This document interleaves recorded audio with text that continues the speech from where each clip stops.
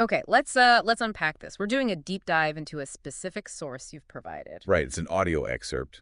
Seems to capture someone observing and then actually interacting directly with police. Exactly. And our mission really is just to get into the details in this source, understand the dynamics it shows, the events, the viewpoints on, recording cops and interacting with them. Yeah, focusing just on what's presented here. So this audio, it follows this individual first watching LAPD officers and then, well, getting into a direct interaction. Mm-hmm.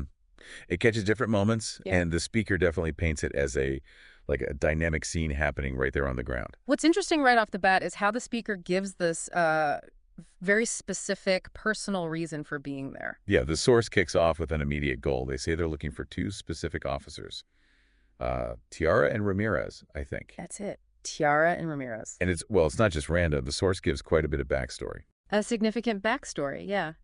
The speaker mentions this incident from about a year ago involving the LAPD. And tragically, a kid, was killed in that incident. The speaker's description of that past event is pretty graphic. They claim the officers forgot to put the car in park. Right, and then they ran over an innocent person. That's the quote. And it doesn't stop there. The speaker says they then shot him in the head and killed him in several different ways all at once. Really intense language. Very. And this part immediately brings up, conflicting views, because the speaker says the LAPD ruled that killing justified. Justified, but the speaker totally rejects that, calls it ignorance, mistakes, just fundamentally disagrees with the official account presented. Exactly. And the key thing about this backstory, for the speaker anyway, is what happened next. Or rather, what didn't happen. You mean the consequence? Yeah, the lack of consequence, as the speaker sees it. They state the officers involved weren't taken off duty. Went right back to work the next day. That's the claim in the source. Right. And that's the link to what's happening now in the recording. Because, according to the speaker, there's a chance those specific officers, Tiara and Ramirez, could be right there at any scene like this one. Mm-hmm. So that history is sort of hanging over the whole thing from the speaker's perspective. Okay, so that's the underlying context given. But the main activity being described in the moment is, well, recording the police. Right. And the speaker mentions someone else, Laura Shark, and talks about her techniques for recording. Yeah, says Laura Shark's methods are, quote, similar to mine and Catman's. And crucially, the speaker says they work. They work. And the source gives an example pretty early on. What's that? Describes seeing two young officers in a patrol car who seem to react strongly when they spot the speakers. How so? Well, the speaker says one officer said F, and then they backed out. Appeared scared in the speaker's view. Okay, scared. So that's the speaker's interpretation immediately, right? Yeah. Based on seeing them back the car up. Yeah, it's observation followed quickly by interpretation. The speaker claims these officers then tried to get their sergeants okay to leave the area.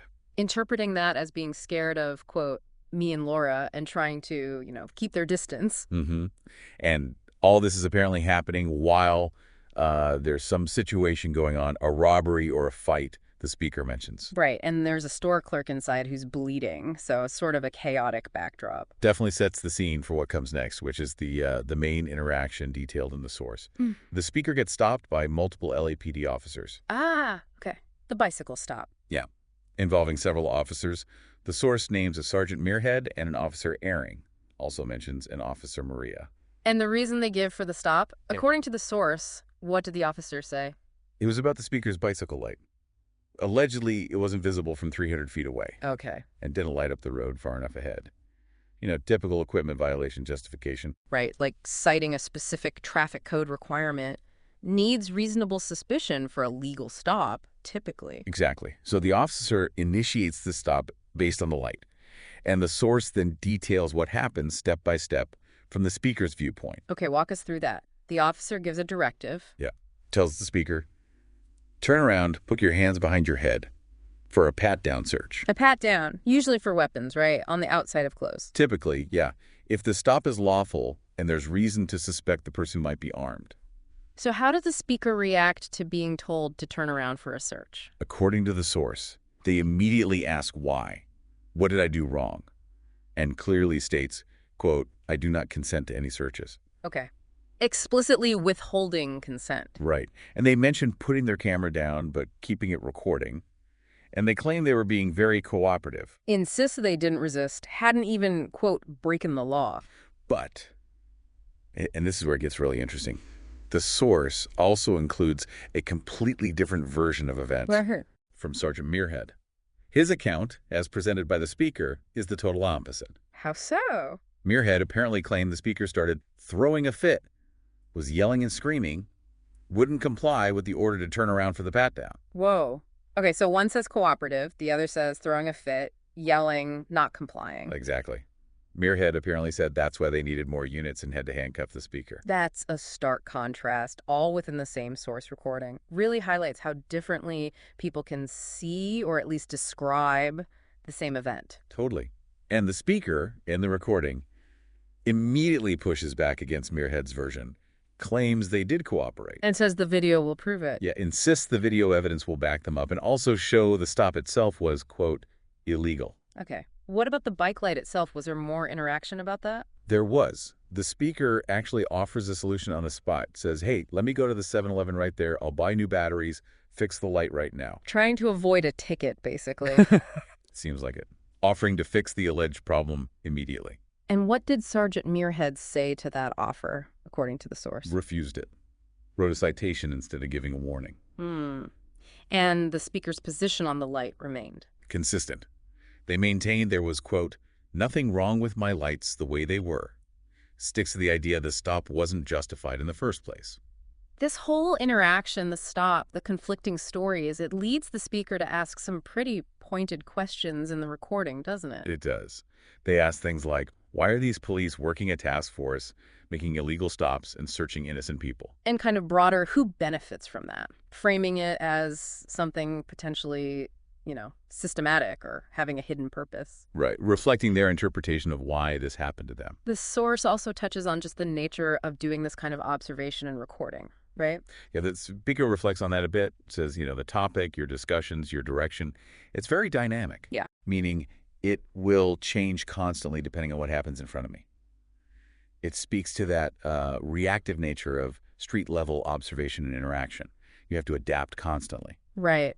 And there are other little observations scattered in the source too, other people, other moments. Brief mentions, like seeing Sergeant Muirhead inside the store earlier, saying hello to him again later on, Okay. encountering another officer, Fontetta. Speaker just comments that she lied.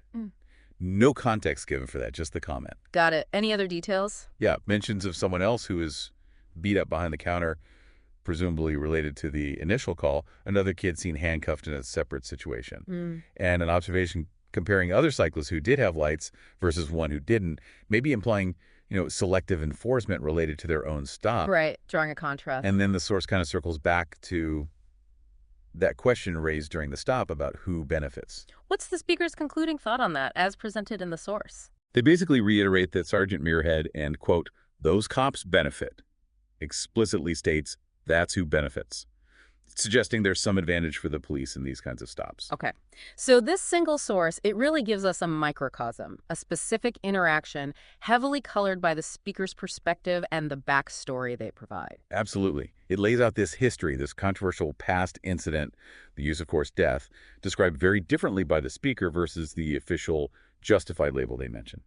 Then it shows this practice of citizen recording and dives deep into this one bicycle stop. Yeah, with those really clashing accounts of what actually happened during the stop cooperation versus resistance, lawful stop versus illegal stop, Yeah. and the speaker's claims about police motives. So we've done our deep dive into this one specific source you shared. We've tried to unpack the details, the events as they are presented in that audio, and the claims made by the speaker within it. Sticking just to what was in that recording. So for you, the listener, when you hear about interactions like this and you're presented, even within one source, with such conflicting accounts like the officer's alleged description versus the speaker's description here, what questions does that raise for you about how events get perceived, how they get captured, and ultimately how they get presented by the different people involved?